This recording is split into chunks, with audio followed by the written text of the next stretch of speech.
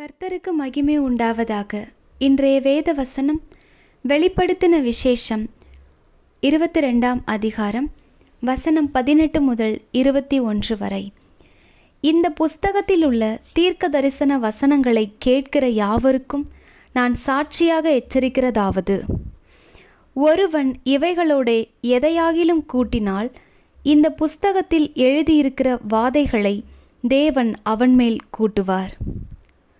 ஒருவன் இந்த தீர்க்க தரிசன புஸ்தகத்தின் வசனங்களிலிருந்து எதையாகிலும் எடுத்து போட்டால் ஜீவ புஸ்தகத்திலிருந்தும் பரிசுத்த நகரத்திலிருந்தும் இந்த புஸ்தகத்தில் எழுதப்பட்டவைகளிலிருந்தும் அவனுடைய பங்கை தேவன் எடுத்து போடுவார்.